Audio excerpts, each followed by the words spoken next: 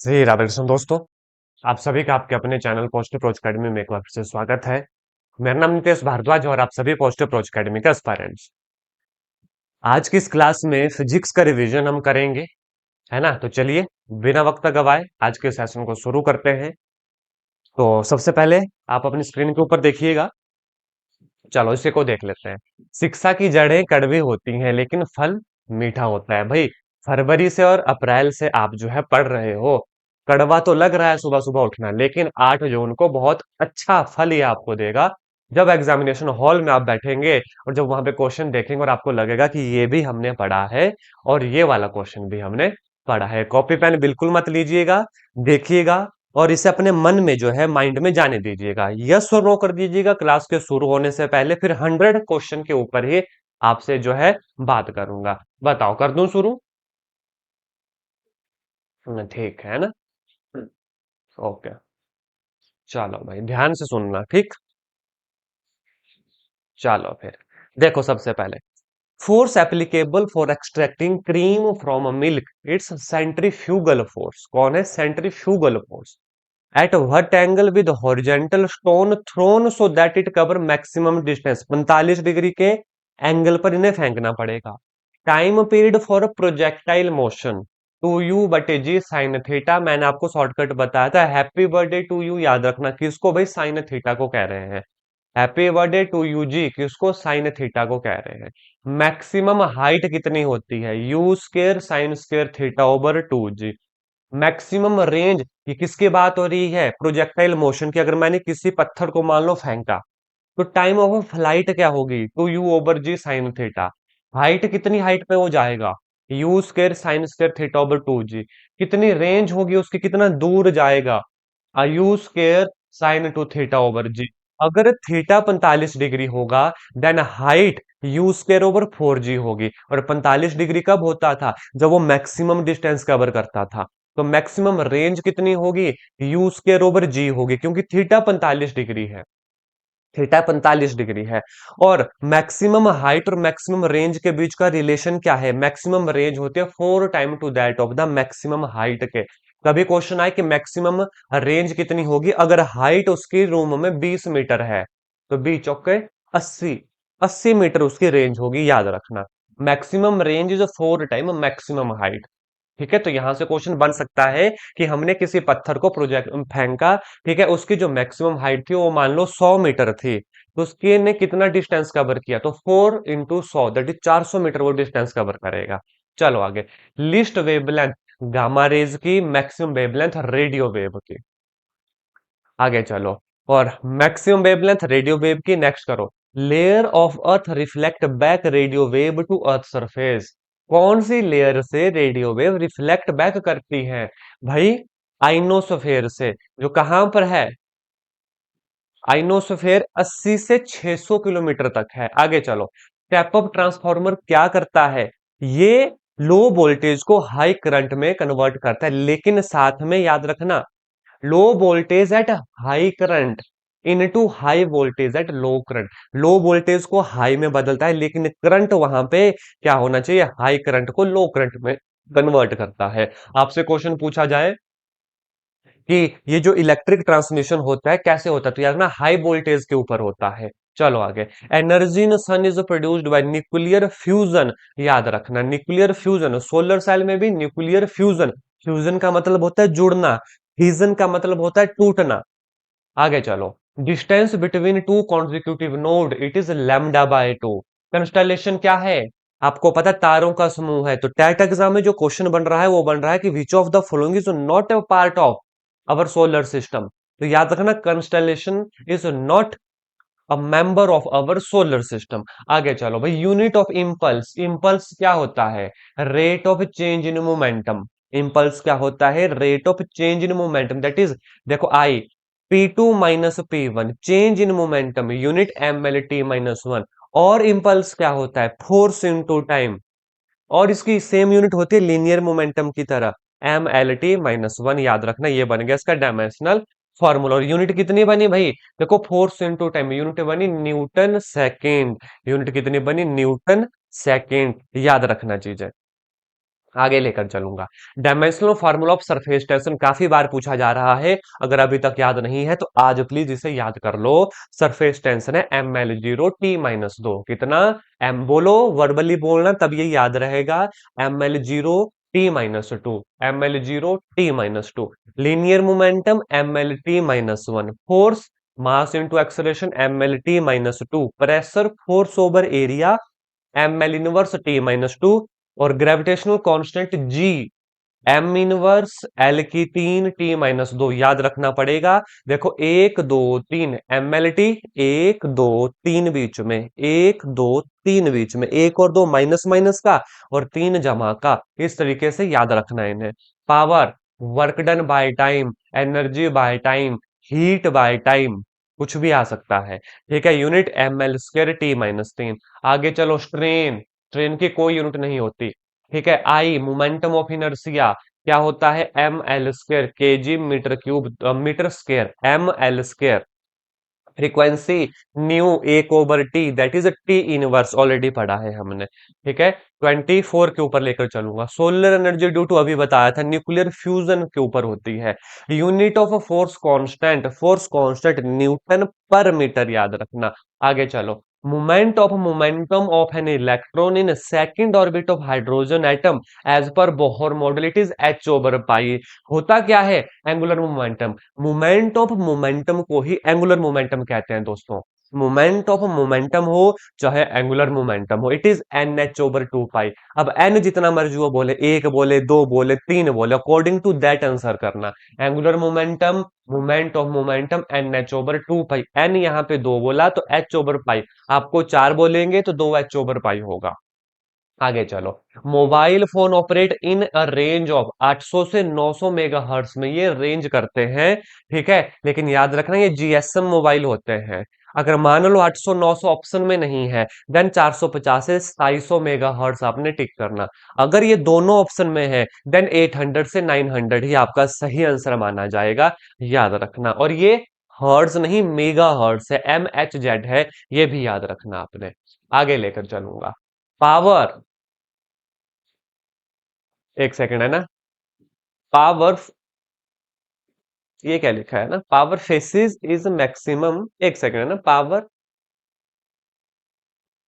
Is maximum in LCR sir, ये भी ना ये वाला है मुझे power facing is maximum in LCR circuit where circuit is at resonance. अब सीधा याद कर लो, है ना, ये वाला वर्ड का पता नहीं चल रहा है। पावर फैक्टर, हाँ, FACTOR होगा ये। Power factor is maximum in LCR circuit, L is inductor, C is capacitor, R is resistance, where circuit क्या होगा, रेजोनेंस में होगा। कंडीशन क्या होती है, XL is equal to XC, resonance XL is equal to XC, याद रखना। Maximum value power factor in LCR circuit can be 1, where overall phase angle क्या होता है, 0 होता है। आगे चलो, in series LCR circuit at resonance impedance क्या होगा, मिनिमम होगा। आगे चलो, resonant frequency of an LCR circuit F 1/2 pi under the root of LC। आगे चलो, wave nature of light is verified by interference. आगे चलो, particle execute simple harmonic motion with amplitude a at what displacement it possesses half potential half kinetic energy, याद होगा आपको a/√2। इनको एक बार जरूर फिर से देख लेते हैं, आ जाओ, थोड़े से टिपिकल वन है लेकिन एग्जाम में पूछे गए हैं भाई। Power factor is maximum in LCR circuit, जब ये सर्किट रेजोनेंस में होगा, एक्सएल एक्ससी होगा। Maximum value power factor in LCR circuit can be 1 हो सकती है, वेयर ओवरऑल फेज एंगल 0 होगा। In a series LCR circuit at resonance, ठीक है, सीरीज में एलसीआर सर्किट जब रेजोनेंस पे होगा तो इंपीडेंस मिनिमम होता है। आगे चलो, resonant frequency of an LCR circuit F 1/2 pi √LC।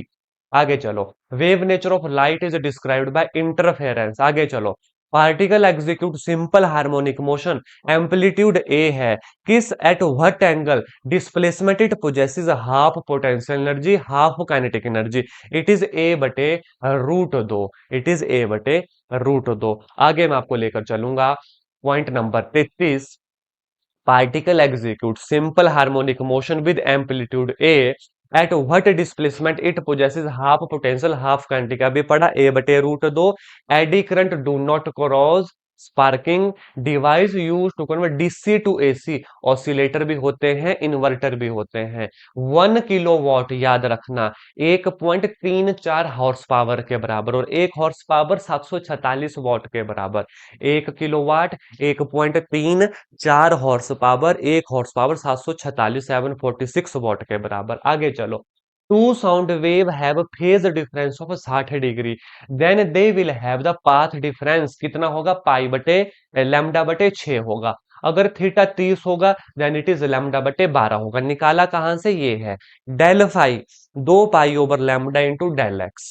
Del pi 2 pi over lambda into del x. आगे लेकर चलूंगा भाई। Conductivity of unknown material increase करती है विद इंक्रीज इन टेम्परेचर। ये क्या है, ये सेमीकंडक्टर है। Ratio of kilowatt hour to mega electron volt 2.25 10 की पावर 19, 2.25 10 की power 19। Height of geostationary satellite 36,000 kilometre. Curie is the unit of radioactivity. Inductance furnace work on the principle of eddy current. याद रखना eddy current option में ना हो तो electromagnetic induction भी कहते हैं। ऊपर से ये क्वेश्चन भी बन सकता है कि इलेक्ट्रोमैग्नेटिक इंडक्शन में कैसा करंट होता है, then it is eddy current होता है। आगे चलो। ओजोन लेयर ब्लॉक किसको करती है, अल्ट्रा वायलेट रेज को, ये सभी जानते हैं। टेट एग्जाम में इसकी फ्रीक्वेंसी पूछी जा रही है, इसकी वेवलेंथ पूछी जा रही है। लेस देन होते 3 × 10 की पावर -7 मीटर के, 3 × 10 की पावर -7 मीटर के। Young modulus of wire depend upon, Y से इसे डिनोट करते हैं। यंग मॉडुलस जो होता है वो मटेरियल पे, नेचर ऑफ मटेरियल पे डिपेंड करता है। बल्क मॉडुलस ऑफ वायर, ये भी नेचर ऑफ मटेरियल पे डिपेंड करता है। Which measure material stiffness, material stiffness को कौन मेजर करता है, तो भाई वाई, दैट इज हमारा Young modulus. Which measure material stiffness, Young modulus. क्या हो रहा है एग्जाम में आपसे, ये पूछे जा रहे हैं। ये कौन सा गेट है ना, ये एंड गेट है। ये ध्यान से शेप देख लो, और गेट है। ये नॉर गेट है, ये नॉट गेट है। और ये एंड के आगे जब एक जीरो लगता है तो ये नैंड गेट, मतलब एंड जमा नॉट। ठीक है, याद रखना। तो ये नैंड गेट हमारा बन जाता है। एक बार देख लो शेप, ये एंड गेट की, ये और गेट की, ये नॉर गेट की, ये नॉट गेट की, और नहीं नैंड गेट की पूछे गए हैं। आगे। ऐसा यूनिट ऑफ इलेक्ट्रिक फील्ड दो होती, वोल्ट पर मीटर और न्यूटन पर कूलम। कोई भी ऑप्शन में हो सकता है, याद रखना वोल्ट पर मीटर, न्यूटन पर coulomb. Magnitude of centripetal acceleration, A V square over capital R, याद रखना। Angle between particle velocity and wave velocity in transverse wave is 90 degree. किस किस के बीच में, wave velocity and transverse velocity कितना होता है, 90 डिग्री, दैट इज पाई/2। आगे लेकर चलूंगा। According to Huygens principle light is a form of wave, light is a form of wave. Linear magnification of plane mirror plus का एक। Potential difference between 2 point V, work done by the charge W/Q। Rigidity modulus of liquid, याद रखना 0। Uniform circular motion of an orbit, accelerated motion होती है। Velocity time graph for non uniform accelerated motion, curved line होती है।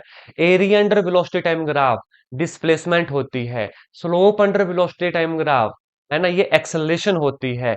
Relative density of object, density of that object बटे density of water, density of water 997 kg पर metre cube, या 1000 KG पर metre cube. और याद रखना ये 1 ग्राम पर सेंटीमीटर क्यूब है।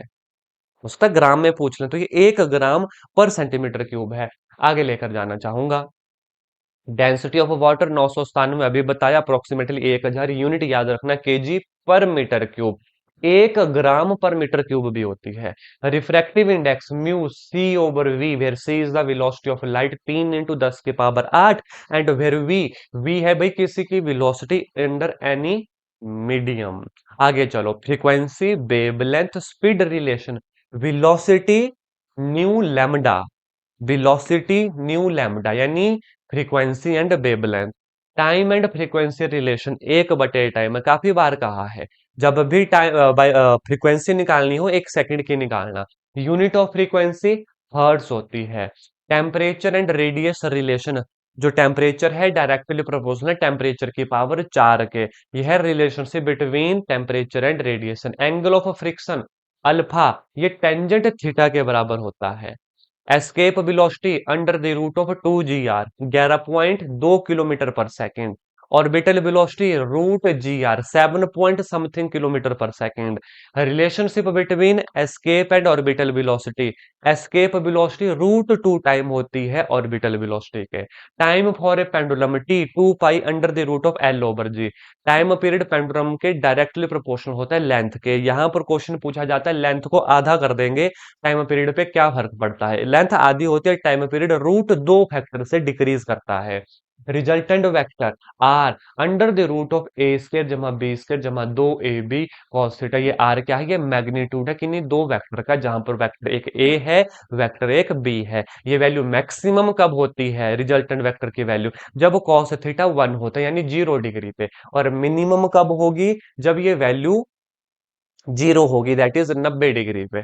चलो आगे, वीनस से काफी क्वेश्चन पूछे जाते हैं। 225 दिन सन के चारों तरफ घूमता है। ड्यूरेशन ऑफ डे सबसे ज्यादा होती है। इसका कोई भी नेचुरल सैटेलाइट नहीं है, किसका भाई, वीनस का। आगे लेकर चलूंगा। Weight of man in lift, lift में हम जब ऊपर जाते हैं तो वजन हो जाता है m/g+, से याद रखना एक्सलेशन ऐड होती है। नीचे आते हैं एक्सलेशन घटती है m/g- से। पावर ऑफ लेंस, पावर होता है 1/फोकल लेंथ, याद रखना ये फोकल लेंथ हमेशा मीटर में होती है, सेंटीमीटर में दी जाएगी, आपको कन्वर्ट करना है। Lens of formula 1/f 1/v minus 1/u, ये जानते हैं। Power of lens is dioptre, है ना। कॉनकेव लेंस की पावर माइनस होती है, कॉन्वेक्स की हमारी पॉजिटिव होती है ना। लेंस भी दो टाइप के होते हैं, कॉनकेव कॉन्वेक्स, और एक आता है बाइफोकल जिसका यूज किया जाता है प्रेस बायोपिया के लिए। चलो आगे। रेंज ऑफ एंटीना ये होता है under the root of 2h r, where h is the किस हाइट पे एंटीना लगाना है, एंड r क्या होती है, उसकी रेडियस होती है। एनर्जी किस केस में, जब इंडक्टर गिवन होता है, इंडक्टेंस गिवन होगी, 1/2 Li², याद रखना। एफिशिएंसी ऑफ ट्रांसफॉर्मर आउटपुट बटे input Guna 100। Number of image in a mirror, हमने क्या बोला, हमेशा ऑड नंबर निकालना, 360/थीटा। ऑड निकल गया आपका आंसर, इवन निकला -1 करना, याद रखिएगा। Power which the lens is negative concave, positive के लिए convex. Change in the focal length of eye, कौन चेंज करवाता है, सिलेरी मसल चेंज करवाती हैं, याद कीजिएगा। आगे चलो। A person use bifocal lens for correction of presbyopia, it is a mixture of myopia plus hypermetropia. Sound can travel through सभी मीडियम से, सॉलिड लिक्विड गैस। सबसे फास्ट सॉलिड, सबसे उससे कम लिक्विड, सबसे कम जो है गैस में करेगा। वैक्यूम में स्पीड ऑफ साउंड 0 होती है। Frequency of AC supply to the consumer of India 50 hertz होती है और 220 वोल्ट होती है। A bird flying at a certain height, ये दोनों चीजें पोजेस करता है, काइनेटिक एनर्जी भी as well as potential energy भी। When white light passes through a prism, the colour which bend least, सबसे कम कौन बैंड करता है भाई, रेड कलर, सबसे ज्यादा वायलेट कलर। अच्छे से ये चीजें पढ़ी हैं। आगे चलो। Husk can be removed from the rice flour by sieving, है ना। हस्क हो गई, ऐसा समझ लो आप, मतलब आटा छाना होगा ना आपने, सभी ने छाना है, उसके निकलता है कुछ, छन्नी के ऊपर कुछ निकलता है, ठीक है, that is husk can be removed by rice flour by sieving. आगे चलो। The source of current in torch light is electric cell होते हैं। Unit of resistance ohm, unit of resistivity ohm metre. Unit of specific resistance, it is also the unit of resistivity, that is ohm metre. Rheostat is used to vary resistance, याद रखना। यहां पे दो तीन question और बताना चाहूंगा। Resistivity का उल्टा हमारे पास कंडक्टिविटी होता है, जिसकी unit ohm inverse metre inverse होती है, लेकिन ओहम इनवर्स को साइमन भी कहते हैं। ओहम इनवर्स को साइमन भी कहते हैं। तो पहले तो रेजिस्टेंस का उल्टा कंडक्टेंस, ओहम इनवर्स जिसे साइमन कहते हैं, that is a siemens. Resistivity ohm inverse metre inverse, that is siemens inverse, माफी चाहूंगा, साइमन मीटर इनवर्स।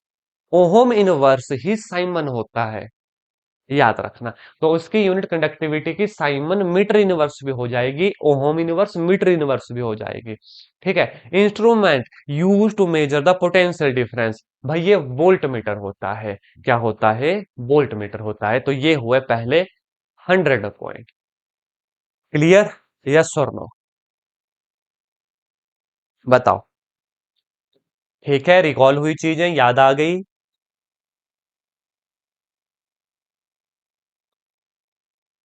चलो आगे चलूं, देखेंगे, है ना। नेक्स्ट पॉइंट, यहाँ पे ना ये मैंने पॉइंट गलत लिख दिए हैं, मैंने मेरे को लगा 200 पॉइंट हो गए हैं तो 200 से आगे लेकर चल पड़ा हूँ। लेकिन कोई बात नहीं, आप कंटेंट पे फोकस करना, पॉइंट छोड़ दो, है ना, पॉइंट छोड़ दो। अब देखो दोस्तों, अब हम ना मैं चैप्टर वाइज करवाऊंगा अब थोड़ा आपको, चैप्टर वाइज आज के क्लास में जो हमने शुरू के 4 चैप्टर पढ़े थे वो कर लेंगे। कल मैं लास्ट 4 चैप्टर फिजिक्स के करवाऊंगा आपको, ठीक है। अब चैप्टर वाइज, अगर आपके पास नोट्स हैं तो प्लीज नोट्स अपने सामने रखिएगा, नहीं तो शांत मन से अच्छे से सुनिएगा। सबसे पहले मैं बात करूंगा मोशन चैप्टर की। मोशन में हमने मेजरली पढ़ा था डिस्टेंस के बारे में, डिस्प्लेसमेंट के बारे में, तो वही रिकॉल करवाना चाहूंगा, बड़े ध्यान से सुनना। Distance, it is a positive quantity, it is a scalar quantity, unit metre centimetre kilometre. Displacement, the shortest distance between two point, ये पॉजिटिव हो सकती है, नेगेटिव हो सकती है, जीरो हो सकती है, it is a vector quantity, इसकी यूनिट और डिस्टेंस की यूनिट सेम होती है। डिस्प्लेसमेंट छोटी और बराबर हो सकती है, डिस्टेंस से ज्यादा नहीं हो सकती, तो डिस्प्लेसमेंट इज लेस देन और इक्वल टू डिस्टेंस, बट ये बड़ी नहीं हो सकती। Final point coincide with initial point, अगर फाइनल पॉइंट इनिशियल पॉइंट पे कोइंसाइड कर गया, मतलब आप घर से घूमने गए वापस घर आ गए, आपकी डिस्प्लेसमेंट जीरो हो जाएगी, है ना, याद रखना, आपकी डिस्प्लेसमेंट जीरो हो जाएगी। आगे चलो भाई, अगर हम सर्कल में घूमेंगे दोस्तों, अगर हम सर्कल में घूमेंगे, number one circumference 2 pi R होगा, ठीक है, जिसे डिस्टेंस भी कहते हैं कि वो कितना डिस्टेंस हमने कवर किया। अब देखो ध्यान से, अगर हम ए से बी इस रास्ते पे गए, ये वाले रास्ते पे हम गए, तो हमारी जो डिस्टेंस होगा वो पाई आर हो जाएगा, सरकमफ्रेंस का आधा। और हमारी displacement, the shortest distance between two point, radius जमा radius, 2 time radius, that is diameter. अगर हम इस ए से ए के ऊपर घूम के आ गए, तो हमारी सरकमफ्रेंस तो माफी चाहूंगा, हमारी सरकमफ्रेंस 2 पाई आर, यानी डिस्टेंस तो 2 पाई आर, लेकिन डिस्प्लेसमेंट उस केस में जीरो हो जाएगा, क्योंकि हम उसी पॉइंट के ऊपर वापस आ गए। ठीक है, चलो आगे।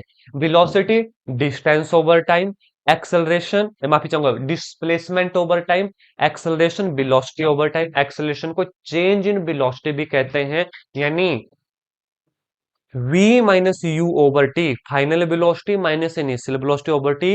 होता क्या है एक्सेलरेशन, कि हमने कितनी स्पीड से अपनी वेलोसिटी को चेंज किया। ध्यान से सुनो, फाइनल वेलोसिटी अगर बड़ी होती है इनिशियल वेलोसिटी से तो एक्सेलरेशन पॉजिटिव होती है, फाइनल वेलोसिटी छोटी कम होती है इनिशियल वेलोसिटी से, देन ये एक्सेलरेशन माइनस में जाती है, इसे रिटार्डेशन कहते हैं। अगर ये दोनों बराबर हो जाती है तो उस केस में एक्सेलरेशन हमारी जीरो होती है, कि हमने एक्सेलरेट किया ही नहीं, हम स्मूथ स्पीड के साथ जो है चल रहे हैं। इसी चैप्टर में हमने थोड़े बहुत ग्राफ पढ़े थे, तो उनका क्रुक्स बता रहा हूं कि area under velocity time graph displacement था, है ना, slope of velocity time graph acceleration थी, और इक्वेशन ऑफ मोशन जो हमने देखा बार बार यूज हो रहा है, velocity time relation, v u plus A T, position time relation, s is equal to U T plus half A T square. आपने देखा होगा काफी जगह ये वाला फॉर्मूला यूज होता है डिस्टेंस निकालने के लिए। ठीक है, एक बार फिर से मैं रिकॉल करवाना चाहूंगा आपको। डिस्टेंस तो नॉर्मल आप निकाल दोगे, एक क्वेश्चन हमने किया था कि किसी पत्थर को किसी पुल से नीचे फेंका था, पत्थर को पुल से नीचे फेंका था, ठीक है, उस और ने पत्थर ने पानी को टच किया लगभग 5 से 6 सेकंड में, तो उसकी हाइट निकालो। क्वेश्चन याद आया, यस और नो, कि यहीं से हमने किया था एच यूटी जमा हाफ जी टी स्क्वायर, ये वाला क्वेश्चन याद आया कि हमने पुल से पत्थर को नीचे फेंका था और उसने लगभग 3 की 4 सेकंड में पानी को टच किया, तो कितना डिस्टेंस उसने कवर किया, तो यहां से निकलेगा, है ना, बिल्कुल सही है। ठीक है, आपको याद आ गया, बहुत अच्छी बात है। आगे चलो, position velocity relation, V square minus U square 2as, इसका ज्यादातर यूज होता है दोस्तों जहां पे हम गाड़ी को रोकेंगे, कितने डिस्टेंस में रोकेंगे, तो ये फाइनल स्पीड को जीरो करते हैं, इनिशियल स्पीड गिवन होगी, एक्सेलरेशन गिवन होती है, और एस यानी डिस्टेंस निकालते हैं। एक क्वेश्चन अभी रिसेंट टैट एग्जाम में पूछा जा रहा है कि distance cover in nth second, तो फॉर्मूला क्या था, एस एन यू जमा ए बटे दो एन माइनस वन, u जमा ए बटे दो एन माइनस वन, यू जमा ए बटे दो एन माइनस वन, याद रहेगा। ये है डिस्टेंस इन nth सेकंड, हमने रेशो निकाली थी, फिर मैंने आपको ये भी कहा था कि दो एन माइनस वन को याद रखना, दो N minus one, nth second में एन 3 था तो 3 2 6 - 1 5, और अगर 4 था तो 4 2 8 - 1 7, 5:7 रेशो, आपको ये भी याद आ गया होगा। ठीक है, तो ये था हमारा पहला चैप्टर। ठीक है। उसके बाद हमने दूसरा चैप्टर क्या डिस्कस किया था, force and laws of motion. ठीक है, आ जाओ देखते हैं, फोर्स से शुरुआत करेंगे। फोर्स होती है mass into acceleration, unit M L T minus दो, न्यूटन इसकी यूनिट होती है। ठीक है, ये डायमेंशनल फार्मूला, डाइन इसकी यूनिट होती है सीजीएस सिस्टम में, और एक यूनिट केजी मीटर पर सेकंड स्क्वायर। इसके एक न्यूटन 10 की पावर 5 डाइन के बराबर होता है। Newton first law of motion क्या कहता था, कि कोई भी ऑब्जेक्ट तब तक मोशन में रहेगा जब तक एक्सटर्नल एफर्ट उसके ऊपर नहीं लगा। कोई भी ऑब्जेक्ट तब तक रेस्ट में रहेगा जब तक उसके ऊपर एक्स्ट्रा कोई फोर्स नहीं लगी। Newton first law of motion की जो डेफिनेशन है उसे क्वालिटेटिव डेफिनेशन कहते हैं, क्वालिटेटिव। क्वांटिटेटिव दूसरी को कहते हैं। ठीक है, और न्यूटन के पहले लॉ को ही लॉ ऑफ इनर्शिया कहते हैं। फिर इस लॉ ऑफ इनर्शिया में हमने दो चीजें पढ़ी थी, inertia of rest, inertia of motion. ठीक है, क्योंकि एग्जाम में टिपिकल क्वेश्चन आ रहे हैं, तो इनर्शिया ऑफ मोशन बता देता हूं। बस स्टॉप करती है सडनली, हम आगे गिरते हैं, किसकी वजह से, इनर्शिया ऑफ मोशन की वजह से। सेम था इनर्शिया ऑफ रेस्ट की वजह से, याद करो। यहाँ पे हमने मैंगोज के एग्जाम्पल पढ़े थे कि पेड़ के ऊपर आम है, उसको हमने तोड़ा, किसकी वजह से वो नीचे गिरा, है ना, तो वो गिरा लॉ ऑफ इनर्शिया की वजह से। उसमें भी किसकी वजह से गिरा, इनर्शिया ऑफ रेस्ट की वजह से, क्योंकि वो रेस्ट में था, हमने एकदम से मोशन में लेकर आए, उसकी टेंडेंसी थी रेस्ट में रहने की, तो वो गिर गया। चलेंगे आगे। ठीक है, आगे देखो लीनियर मोमेंटम। इसके बाद हमने लीनियर मोमेंटम के बारे में डिस्कस किया था, पी ये होते हैं एम वी के बराबर। याद रखना, सबसे ज्यादा क्वेश्चन लीनियर मोमेंटम के बनते हैं relationship with kinetic energy. Kinetic energy होती है पी स्केयर ओवर दो एम। काइनेटिक एनर्जी होती है पी स्केयर ओवर दो एम। इसके ऊपर काफी क्वेश्चन पूछे गए हैं, आगे चलो। It is a vector quantity, dimensional formula M L T minus one, unit K G metre पर सेकेंड। ठीक है, आ जाओ न्यूटन सेकंड लॉ के ऊपर, फोर्स मास इनटू एक्सेलरेशन और rate of change of momentum with respect to time, यानी DP over DT. इसके हमने दो तीन एप्लीकेशन पढ़ी थी, मैं रिकॉल करवाना चाहूंगा। हमने पढ़ा था कि एक क्रिकेट प्लेयर जब कैच करता है तो अपने हाथ को पीछे ले आता है। ठीक है, मैं एक्सप्लेन तो नहीं करूंगा, लेकिन आप पहुंच गए। दूसरा हमने एक और एग्जाम्पल किया था कि जब हम कच्चे फ्लोर पे गिरते हैं तो हमें कम लगती है, और जब हम पक्के फ्लोर पे गिरते हैं हमें ज्यादा लगती है। ये है हिस्सा कि जो टाइम ऑफ मोमेंटम चेंज हो रहा है, टाइम अगर बढ़ेगा तो फोर्स घटेगी, टाइम अगर घटेगा तो फोर्स बढ़ेगी। ठीक है, चलो आगे। ठीक है, no force is required to move a body uniformly along straight line. याद है ये वाला, हमने पूछा था अगर किसी ऑब्जेक्ट को यूनिफॉर्मली चलाए रखना है एक सीधी लाइन में, क्या फोर्स लगेगी, जी नहीं। अंडर आइडियल कंडीशन कोई भी एक्सटर्नल फोर्स नहीं लगेगी, अगर एक बार वो मोशन में चला गया स्ट्रेट लाइन में, वो हमेशा स्ट्रेट लाइन वाली मोशन में ही रहेगा। उसके बाद पढ़ा था Newton third law, every action there is an equal and opposite reaction. Walking, swimming, recoiling of a gun, important था रिक्वाइल ऑफ ए गन, किसके ऊपर काम करता है, न्यूटन थर्ड लॉ पे काम करता है। आगे चलो, recoil velocity of a gun कितनी होती है, v minus M one V one over M to.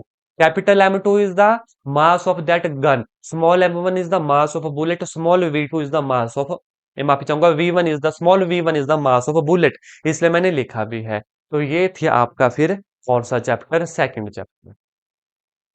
बताओ, रिकॉल हुआ यहां तक चीजें, यस और नो, कि ये चीजें हम ऑलरेडी पढ़ चुके हैं। बताओ यहां तक चीजें, रिक, रिक्वाइल कह रहा हूं मैं, रिकॉल हुई।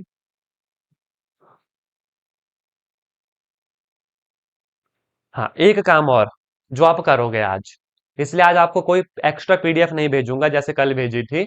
ठीक है, सुनना ध्यान से। इन चैप्टर की मैंने पीडीएफ भेजी है एमसीक्यूज की, तो आज वो कवर कर लेना। आज वो कवर कर लेना सभी चैप्टर की। ठीक है, आज कर लेना। ये जितने आज मैं पढ़ा रहा हूँ 4 चैप्टर। ठीक है, दो हो गए, दो बचे, बाकी कल इसके आगे वाले। तो आज इनके एमसीक्यू कर लेना, क्योंकि मैंने देखो एमसीक्यू टच नहीं करवाए, तब तो फिर क्लास को 3-4 घंटे की चली जाएगी। मैंने सिर्फ आपको रिवीजन हल्का हल्का दे रहा हूँ कि हाँ ये आप पढ़ चुके थे, तो अब इससे रिलेटेड जो एमसीक्यू थे आज जरूर पढ़ लेना। पीडीएफ है ना आप सभी के पास, जिसमें टिक लगे हैं, याद नहीं करनी, बस देख लेने हैं टिक आपने। ठीक है, चलो आगे। ग्रेविटेशन उसके बाद हमने डिस्कस किया था। ग्रेविटेशन, किन्हीं भी कोई भी ऑब्जेक्ट जिसके पास मास है, वो दूसरे ऑब्जेक्ट को क्या करता है, अट्रैक्ट करता है, हर जगह पर जहां पे भी मास है। ठीक है, आगे चलो, what is a force F. G M1 M2/R², यानी ये जो फोर्स होती है डायरेक्टली प्रोपोर्शनल होती है उनके मास के प्रोडक्ट के बराबर, इनवर्सली प्रोपोर्शनल होती है आर के स्केयर के बराबर।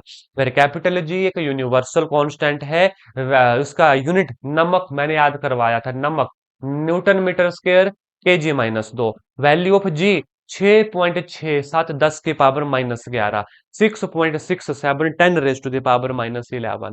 हमने पढ़ा था gravitation force number one conservative है, लॉन्ग रेंज है, इनवर्स स्केयर लॉ को फॉलो करती है, वीक फोर्स यानी कमजोर फोर्स है। आगे चलो, रिस्पॉन्सिबल एटमॉस्फेयर के लिए, होल्ड करने के लिए, रेनफॉल के लिए, स्नोफॉल के लिए, है ना, हमारे चारों तरफ मून घूमता है उसके लिए, सन के चारों तरफ हम घूमते हैं यानी सेलेस्टिकल ऑब्जेक्ट को पकड़े रखने के लिए भी रिस्पॉन्सिबल है ग्रेविटेशन फोर्स। ग्रेविटेशन फोर्स की वजह से अर्थ पे कितनी टाइड्स आती हैं भाई, एक दिन में 4 टाइड्स आती हैं। ठीक है, 2 बड़ी होती हैं, 2 छोटी होती हैं। 4 टाइड्स, 2 हाई टाइड्स, 2 लो टाइड्स। आगे चलेंगे, 2 रात में आती हैं, 2 दिन में आती हैं। Small g acceleration due to gravity 9.8 metre पर second square. Formula capital G capital M capital R square. Capital M mass of Earth, capital R radius of Earth, value 6400 kilometre. Order पूछा जाता है 10 की पावर 7, याद रखना। इसका order 10 की power 7 निकाला कैसे था वो बताया है ऑलरेडी। मास ऑफ अर्थ 10 की पावर 24 ऑर्डर का, याद रखना। 10 raise to the power 25 order का मास ऑफ अर्थ होता है। जी पोल पे ज्यादा होती है as compare to G equator पे। जी मैक्सिमम होती है सरफेस ऑफ अर्थ पे। अब सरफेस से ऊपर जाओ तब भी घटेगी, सरफेस से नीचे जाओ डेप्थ में जाओ तब भी घटेगी, और एट द सेंटर ऑफ जी ये जीरो हो जाती है, ये जीरो हो जाती है। इसी चैप्टर में दोस्तों केपलर के 3 लॉ पढ़े थे, केपलर का पहला लॉ, केपलर का दूसरा लॉ, केपलर का तीसरा लॉ। ठीक है, केपलर का पहला लॉ क्या बोलता था कि ये जो सन है, ये एक, हमारी जो अर्थ है इलिप्टिकल ऑर्बिट में घूमती है, और ये जो सन है ये एक फोकाई पे है, एक सन किसी एक साइड की फोकाई पे है, ये पहला लॉ बोलता था। दूसरा लॉ किससे रिलेटेड था, एरियल वेलोसिटी से, कि जो प्लेनेट घूमता है सन के चारों तरफ इलेप्टिकल ऑर्बिट में, वो इक्वल एरिया स्वीप करता है, इक्वल इंटरवल ऑफ टाइम में, इक्वल एरिया स्वीप करता है इक्वल इंटरवल ऑफ टाइम में। इसलिए जब नजदीक पहुंचेंगे तो स्पीड बढ़ जाती है, दूर जाएंगे तो स्पीड घट जाती है, दूर जाते हैं तो स्पीड घट जाती है, याद रखना। और इसे एरियल वेलोसिटी भी कहते हैं, सेकंड केपलर के सेकंड लॉ को। केपलर का तीसरा लॉ क्या बोलता था कि जो टाइम पीरियड है उसका स्केयर सेमी मेजर एक्सिस के क्यूब के बराबर था, T square directly proportional to R की क्यूब। तो ये केपलर के 3 लॉ थे जहां से क्वेश्चन बन रहे हैं एग्जाम में। वेट अर्थ के ऊपर 1/6 हो जाता है, मून के ऊपर 1/6 हो जाता है अर्थ के रिस्पेक्ट में। क्यों? क्योंकि वहां की जो ग्रेविटी है वो अर्थ की ग्रेविटी की 1/6 है। ठीक है, ये आज की क्लास का अभी का अंतिम वाला चैप्टर, बाकी 4 चैप्टर बचे उनका रिवीजन कल की क्लास में करवाऊंगा। ठीक है, थ्रस्ट, थ्रस्ट एक वेक्टर क्वांटिटी है, थ्रस्ट क्या, एक फोर्स है। थ्रस्ट की यूनिट कितनी होती है, न्यूटन होती है। प्रेशर क्या होता है, थ्रस्ट ओवर एरिया होता है, थ्रस्ट को फोर्स कहते हैं। ठीक है, स्मॉलर एरिया ग्रेटर इंपैक्ट। अब देखो यहां से ना थोड़े से हमने की पॉइंट पढ़े थे कि जो चाकू होता है वो शार्प क्यों होता है, रेल के नीचे चौड़े चौड़े स्लीपर क्यों बिठाए जाते हैं, ताकि एरिया बढ़े प्रेशर घटे। और नाइफ जो है शार्प होता है एज कंपेयर टू ब्लंट, क्योंकि देखो एरिया घटेगा प्रेशर बढ़ेगा। ठीक है, इसलिए यूनिट प्रेशर की पास्कल होती है। 1 बार 10 की पावर 5 पास्कल के, 1 बार 10 की power 5 Newton per metre square के, यानी पास्कल और न्यूटन पर मीटर स्क्वायर एक ही यूनिट है। आगे चलेंगे, इसकी एप्लीकेशन मैंने आपको बता दी। डेंसिटी से क्वेश्चन पूछा जाता है, डेंसिटी मास ओवर वॉल्यूम, इसी चैप्टर में पढ़ा है ना। पहुंच गए होंगे आप किस चैप्टर की बात हो रही है, जी हाँ ये उसी की बात हो रही है जहां पे फ्लूइड पढ़ा था, जहां पे आर्किमिडीज प्रिंसिपल पढ़ा था। यूनिट इसकी केजी मीटर क्यूब होती है, पर मीटर क्यूब है ना, केजी M-3 होती है। यहीं पर रिलेटिव डेंसिटी पड़ी थी, डेंसिटी ऑफ दैट ऑब्जेक्ट बटे density of the water. Density of water 1000 kg/m3। Relative density की कोई यूनिट नहीं होती। ठीक है, इसी के साथ रिफ्रैक्टिव इंडेक्स भी पढ़ा था, म्यू सी ओवर वी, उसकी भी कोई यूनिट नहीं होती, याद रखना। डेंसिटी ऑफ पानी की मैक्सिमम कहाँ होती थी, 4 डिग्री सेल्सियस पे। 1000 kg/m3 1 ग्राम सेंटीमीटर क्यूब के बराबर। और मैंने कहा जब मीटर स्क्वेयर लगता है तो भाई नीचे भी स्क्वेयर करना है, जैसे मीटर को सेंटीमीटर में बदलते थे। अगर 1 मीटर स्क्वेयर है तो नीचे 100 नहीं आएगा, 100 × 100 आएगा, ये चीज का याद रखना। आगे चलो, बुएंसी क्या थी? ये अपथ्रस्ट थी। बुएंसी क्या थी? एक अपथ्रस्ट फोर्स थी। किस पे डिपेंड करती थी मेजरली? हमने पढ़ा था डेंसिटी के ऊपर डिपेंड करती थी। याद करो, मैंने एग्जांपल हनी का हनी का एक एग्जांपल मैंने आपको दिया था, शहद का एग्जांपल दिया था। इससे बड़ी जल्दी आप रिलेट कर पाओगे, पहुंच जाओगे सीधे हमारे लेक्चर के ऊपर। बुएंसी क्या है? एक अपथ्रस्ट होती है। और बुएंसी कौन लगाता है? फ्लूइड लगाता है। फ्लूइड सिर्फ पानी ही नहीं होता, लिक्विड्स ही नहीं होते, एयर भी फ्लूइड कहलाती है। तो क्या एयर में भी वो होता है? यस, एयर में भी बुएंसी है, एयर में भी अपथ्रस्ट है। लेकिन हमें फील क्यों नहीं होता? ऑलरेडी लेक्चर में आपको बता चुका हूं, है ना। आगे चलो। फ्लूइड क्या है? वाटर है और गैसियस है, और density of water greater than होती है मटेरियल से, देन वो फ्लोट करता है। अगर डेंसिटी ऑफ वाटर कम होती है मटेरियल से, देन वो सिंक करता है। याद करना, यहाँ पे मैंने बॉक्स वाला कॉन्सेप्ट भी पढ़ा था कि एक लोहे का बॉक्स तैर जाता है, तो याद कीजिएगा उसका वॉल्यूम निकाला जाता था, एक गुना एक गुना एक, जो पानी की डेंसिटी से कम निकला था। याद करो, उस वॉल्यूम, उस बॉक्स की डेंसिटी हमने निकाली थी, जो पानी की डेंसिटी से कम निकली थी। आपको याद होगा, हाँ जी, बिल्कुल ठीक। आगे देखो, आर्कमिडीज प्रिंसिपल है ना। Up thrust in water is equal to weight of liquid displaced. Up thrust कितनी होती थी? जितना हम उस लिक्विड का, उस वेट को डिस्प्लेस करते थे। ठीक है। अब देखो, ये लास्ट पेज है, ठीक है। लैक्टोमीटर प्योरिटी ऑफ मिल्क के लिए यूज होता है। हाइड्रोमीटर डेंसिटी ऑफ लिक्विड के लिए यूज होता है। Weather glass it is a household barometer. Barometer किसके लिए यूज होता है? भाई प्रेशर नापने के लिए। याद करो, मैंने बोला था प्रेशर अंडर मछली। पानी के अंदर मछली के ऊपर कितना प्रेशर लगता है? पानी के अंदर कोई ऑब्जेक्ट है, कितना प्रेशर लगता है? पी नॉट जमा एच रोजी, जहां पर पी नॉट कितना है? एटमॉस्फेरिक प्रेशर कितनी थी? 1.04 समथिंग के आसपास, याद है ना। ठीक है, आगे चलो। प्रेशर अंडर वाटर है। बैरोमीटर प्रेशर मापता है। थर्मामीटर टेम्परेचर मापता है। कैलोरीमीटर कैलोरी नापता है। ह्यूमिडिटी हाइग्रोमीटर नापता है। और फेदोमीटर डेप्थ ऑफ वाटर नापता है। डेप्थ ऑफ वाटर नापता है। एक बार फिर से देख लो, लैक्टोमीटर ये वाला क्वेश्चन पूछा गया है एग्जाम में। Purity of milk, hydrometer density of liquid, weather glass, household barometer. ये वो प्रेशर जो पानी के अंदर किसी ऑब्जेक्ट के ऊपर लगता है। मेजरली न्यूमेरिकल आता है। मछली मान लो इतना नीचे है, या कोई डाइवर स्विमर पानी के इतना नीचे है, ये हाइट गिवन है, मान लो 10 मीटर नीचे है, उसके ऊपर कितना प्रेशर लगेगा? तो देखो, P naught 1.0413 atmospheric pressure, H 10 metre है, रो पानी की डेंसिटी आप जानते हो 1000, जी 10, ये भी आप जानते हो। चलो आगे। Barometer pressure, thermometer temperature, calorimeter calorie, humidity hygrometer, fathometer depth of water. यहां तक हमने कर लिया था ना, लैक्टोमीटर प्योरोमीटर, इन तक, इन इंस्ट्रूमेंट तक हमने कर लिया था। आज हम करेंगे नेक्स्ट रिवीजन हमारा। याद कीजिएगा, इसके बाद जब हमने नेक्स्ट चैप्टर किया था वो था वर्क पावर एंड एनर्जी का। तो चलो भाई, वर्क से शुरुआत करते हैं। देखो, वर्क क्या होता है दोस्तों? Work is force dot displacement, है ना। वर्क तीन टाइप का था, positive, negative, zero work done. Work done क्या होता है कि जिस तरफ मैं फोर्स लगा रहा हूं उस तरफ डिस्प्लेसमेंट भी होनी चाहिए। याद रखिएगा, इट इज डिस्प्लेसमेंट। क्या होनी चाहिए? डिस्प्लेसमेंट होनी चाहिए। Work done bye a force is positive when force act in the direction of displacement. Positive work done कब होता था? जब हम फोर्स लगा रहे हैं और डिस्प्लेसमेंट भी उसी डायरेक्शन में है। दूसरा था नेगेटिव वर्क डन। कब होता था? जिस तरफ हम फोर्स लगा रहे थे उसके अपोजिट अगर डिस्प्लेसमेंट हो, दैट इज हमारा negative work done. Major example negative work done का आपके टेट एग्जाम के लिए इंपॉर्टेंट है। Work done by the friction force, याद रखना। Work done by friction force is always negative because वो अपोजिट डायरेक्शन में लगती है। और एक और इंपॉर्टेंट है, work done by the acceleration due to gravity, किसी ऑब्जेक्ट के ऊपर अगर उसे हम ऊपर फेंक रहे हैं, वो भी नेगेटिव वर्क डन का एग्जांपल है। आगे चलो, वर्क डन इज जीरो दो केस में। नंबर वन, जब हमारी डिस्प्लेसमेंट ही ना हो। नंबर टू, जब फोर्स और डिस्प्लेसमेंट के बीच में 90 डिग्री का एंगल हो। याद रखिएगा, यहाँ पर पुली वाला एग्जांपल दिया था, लेकिन वहां पे आपको एक बार करेक्ट करना चाहूंगा, फिर से रिकॉल करवाना चाहूंगा। हर बार कुल्ली का वर्क डन जीरो नहीं होता, ध्यान रखना। ये मैंने चीजें आपको बताई हैं कि कब जीरो होता है, कब जीरो नहीं होता। Is that clear? ध्यान रखना इस चीज का।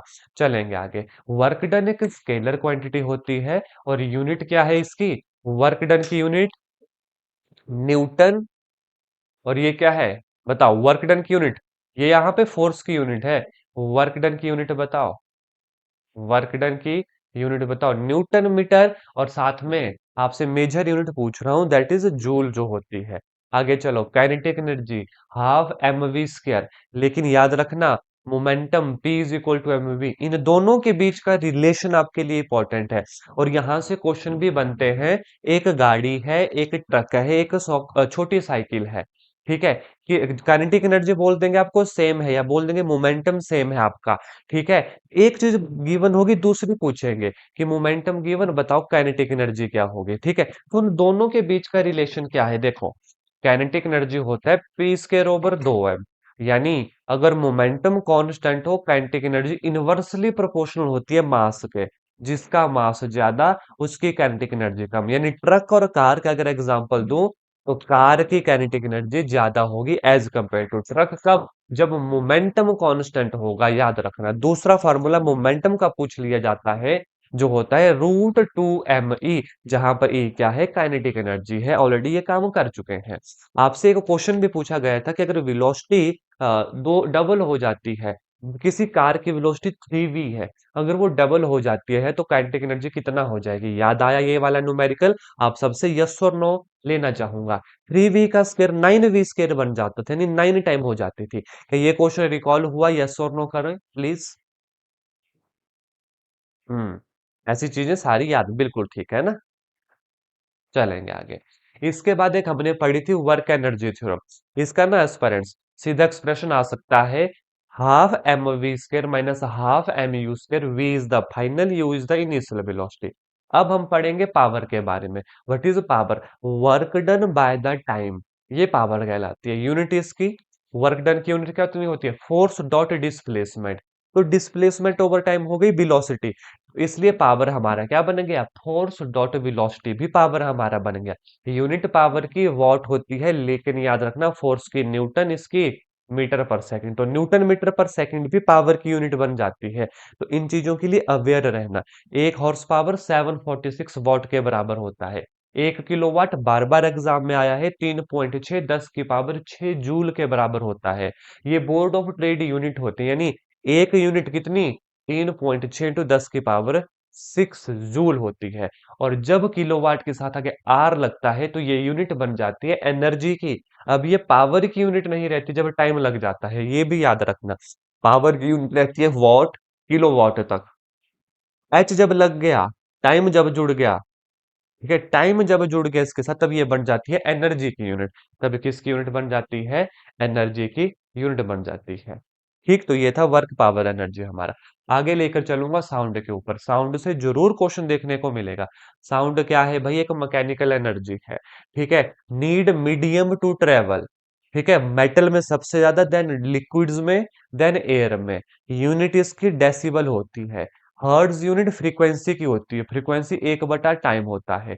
याद रखना जो ज्यादा इंपॉर्टेंट है, speed of sound in air at 0 degree Celsius 331, 20 degree Celsius 343, 22 degree 344.2, 25 degree 346 metre पर सेकेंड। याद रखना ये वाली वैल्यू चारों, ये एग्जाम में पूछी जा सकती है। तो टेम्परेचर याद रखना, टेम्परेचर गिवन ना हो तो 25 डिग्री को स्टैंडर्ड टेम्परेचर माना जाता है। तो 0.6 मीटर पर सेकेंड राइज होता है 1 डिग्री राइज होने पर।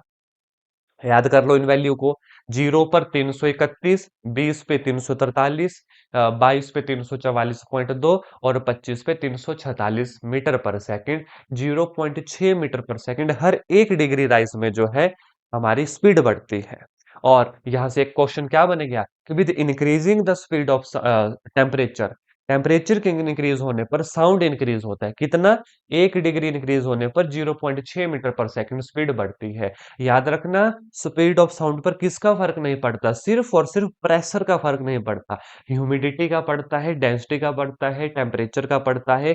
किसका फर्क नहीं पड़ता, प्रेशर इंक्रीज डिक्रीज करने से साउंड में कोई फर्क नहीं आता है, साउंड उतना रहता है। और एक क्वेश्चन और यहां से, साउंड जब एक मीडियम से दूसरे मीडियम में जाता है, क्या चीज चेंज नहीं होती थी, सिर्फ और सिर्फ फ्रीक्वेंसी चेंज नहीं होती है, बाकी चीजें चेंज हो जाती हैं। आगे चलेंगे, साउंड वाले चैप्टर में हमने लाउडनेस के बारे में पढ़ा था, करेक्टरिस्टिक्स ऑफ साउंड के बारे में पढ़ा था।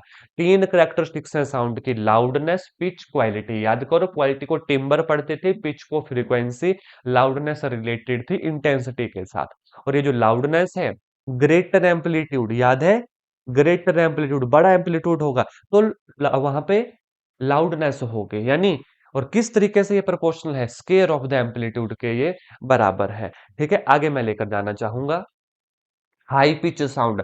हाई पिच साउंड का मतलब है ट्रबल ज्यादा होगा। High pitch sound majorly female, shrillness ज्यादा होगी, छन छनाहट वाली आवाज ज्यादा होगी। तो सबसे ज्यादा बच्चों में, फिर लेडीज में, फिर एक मैन में, देन एक अडल्ट मैन में। याद रखना है, लो पिच साउंड में बेस ज्यादा होता है, ये मेल की आवाज होती है। याद रखना, ऐसा मत सोचना कि शेर जोर से दहाड़ता है तो हाई पिच साउंड होगा, जी नहीं। हाई पिच मतलब श्रिलनेस, हाई पिच मतलब ट्रबल, हाई पिच मतलब पतली आवाज, ठीक है। और लो पिच बेस ज्यादा, लो पिच बेस ज्यादा। याद रखना, इको, इको के लिए मिनिमम डिस्टेंस 17.2 मीटर का होना चाहिए और टाइम 0.1 सेकंड का, यानी 0.1 सेकंड में टकरा के वापस आ जानी चाहिए आवाज, तभी इको सुनाई देता है। हमारी ऑडिबल रेंज 20 हर्ट्ज से 20 किलो हर्ट्ज तक होती है, यानी 20,000 हर्ट्ज तक होती है। आगे जो less than 20 hertz that is infrasonic, जो greater than that is ultrasonic. Earthquake में किस तरह की वेव्स निकलती है भाई, इंफ्रासोनिक वेव जो है अर्थक्वेक से निकलती है। आगे चलो, मिरर के ऊपर मैं आपको लेकर जाना चाहूंगा साउंड के बाद। मिरर, मिरर में किस तरीके की इमेज बनती है, प्लेन मिरर की मैं बात करूं, सबसे पहले formula 1/f, 1/v plus 1/u।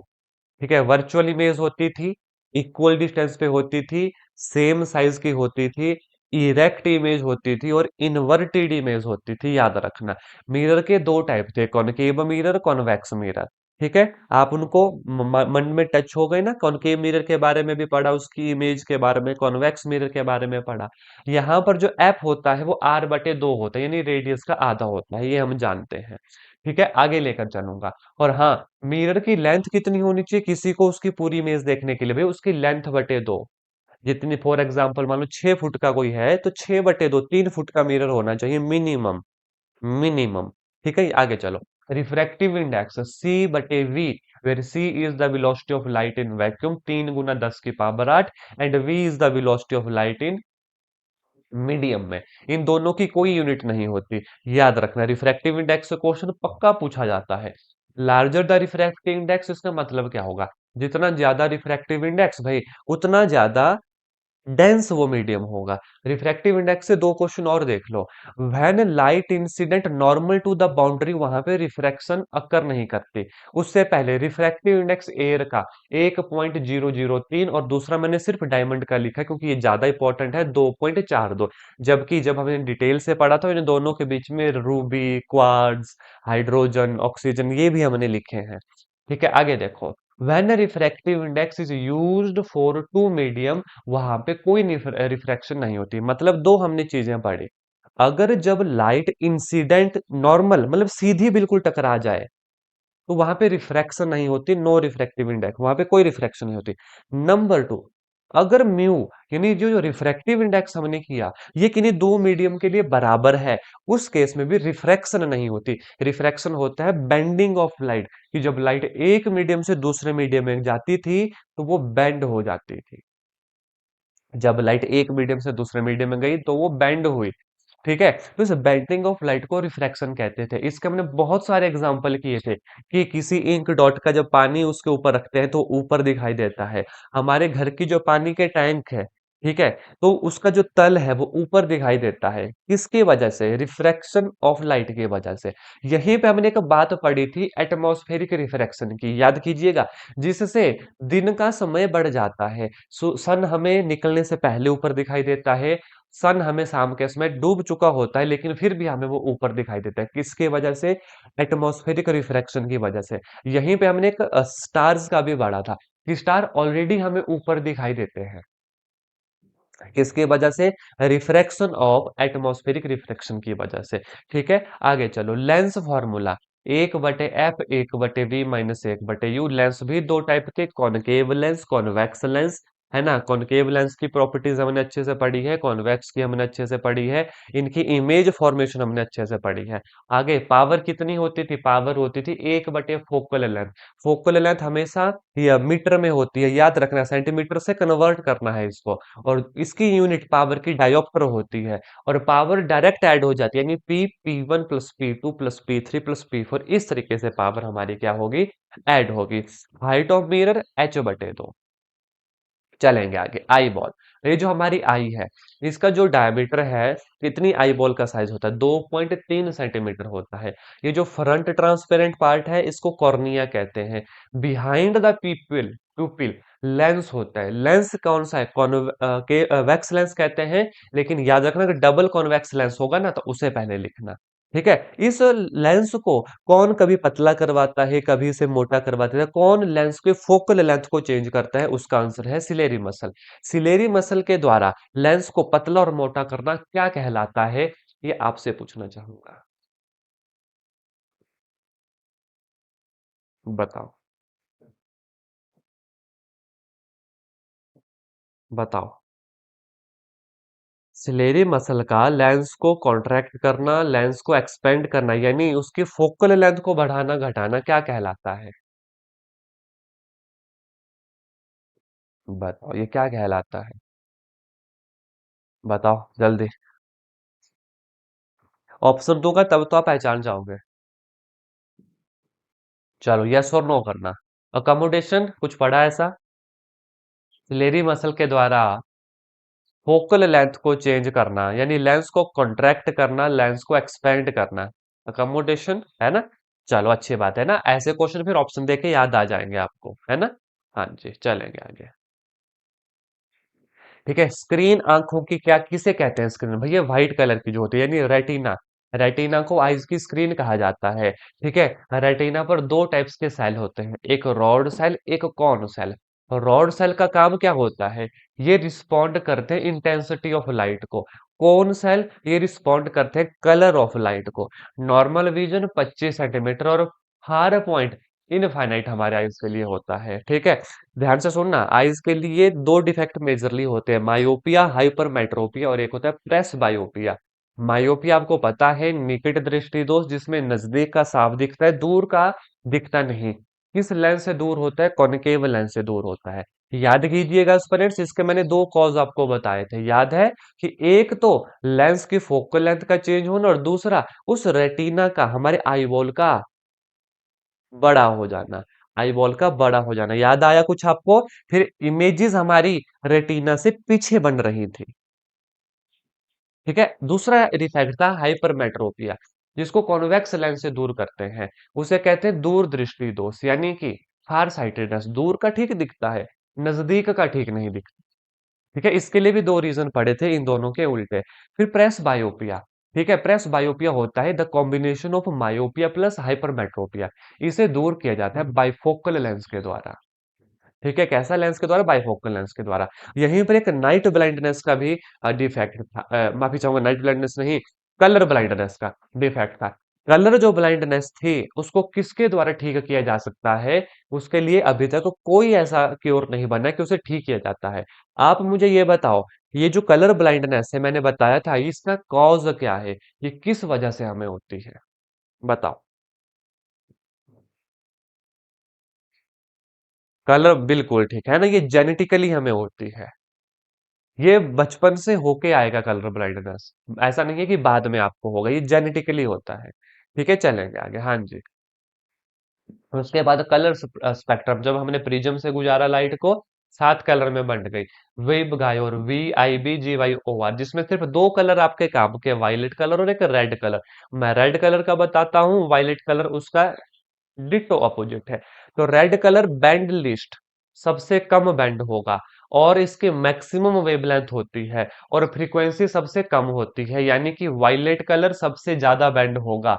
Mac इसकी मिनिमम वेवलेंथ होगी, और फ्रीक्वेंसी इसकी ज्यादा होगी। और रिफ्रैक्टिव इंडेक्स भाई वायलेट कलर का ज्यादा होगा as compare to red colour. तो इन तीन चार चीजों को भी याद रखना। सबसे ज्यादा डेविएट कौन सी कलर हुई भाई, वायलेट कलर हुई, लिस्ट डेविएट रेड कलर हुई।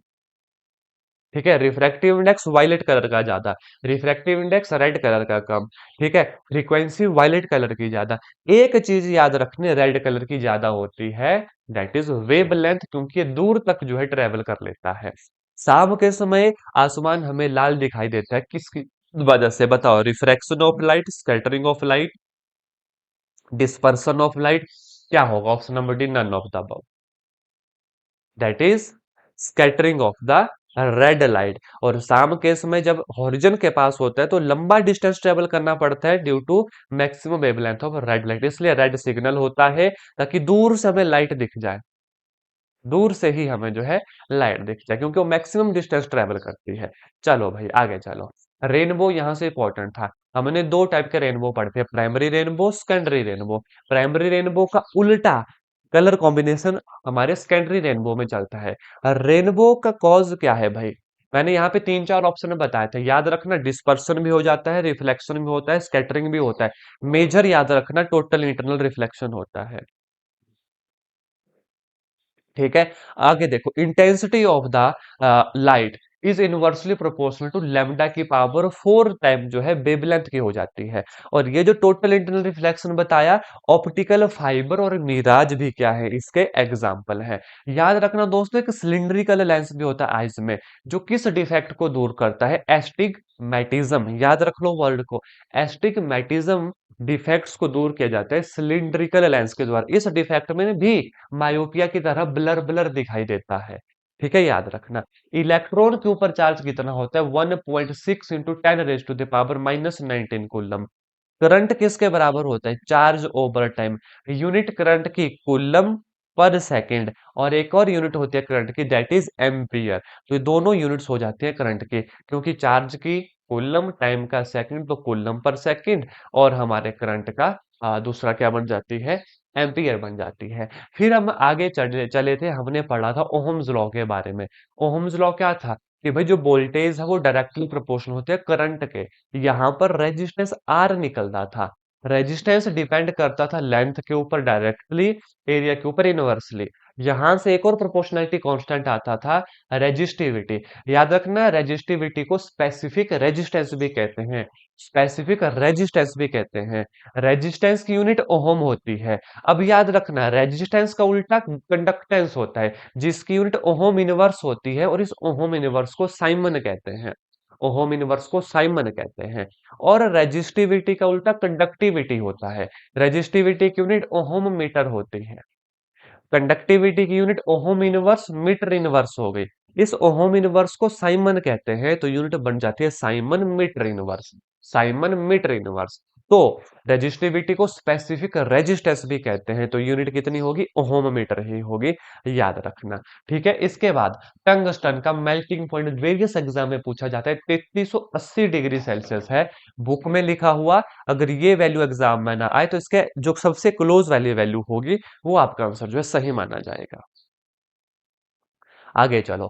रेजिस्टेंस जब सीरीज में जुड़ता है तो डायरेक्ट ऐड हो जाता है, R1 जमा R2 जमा R3। और रेजिस्टर जब पैरेलल में जुड़ता है तो 1/RP 1/R1। याद रखना दोस्तों, जब अभी आपको रेजिस्टेंस का क्वेश्चन इन केस एग्जाम में आया, आपको प्लस माइनस करना है तो एंड में रिवर्स करना ना भूलिएगा, यानी रेसिप्रोकल करना ना भूलिएगा, क्योंकि पीछे भी 1/RP है। ठीक, और सेम कैपेसिटेंस के लिए बस उल्टा।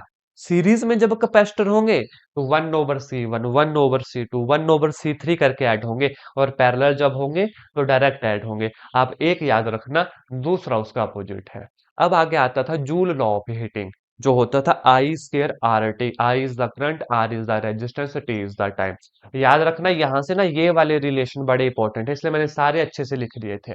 ध्यान से देखो, power work done over time, power energy over time, power heat over time. अब इस एच का I²RT बना दिया, तो टी से टी कैंसिल, बचा आई, यहाँ पे ना गलत हो गया, I² होगा, ये I² होगा ना। देखो I²RT, एच की जगह I²RT डालना था, तो ये वाला हिस्सा यहाँ पे R² नहीं I² होगा। तो यहां से हमारे पास बना एक्सप्रेशन I²R। अब हमने ओहम्स लॉ पढ़ा, VIR, आई आर बन गया V, और एक I बच गया, तो V dot I it is also the expression for power. ठीक है, आगे देखो वी स्केयर ओवर आर, हमने आर से मल्टीप्लाई किया, आर से डिवाइड किया, तो वी आई तो आर था, तो क्या बन गया, वी स्केयर बटे आर बन गया। तो ये एक्सप्रेशन भी आपने याद रखने हैं। यहीं से देखना दोस्तों, यहीं से, एक सेकंड दीजिएगा, यहीं से देखना।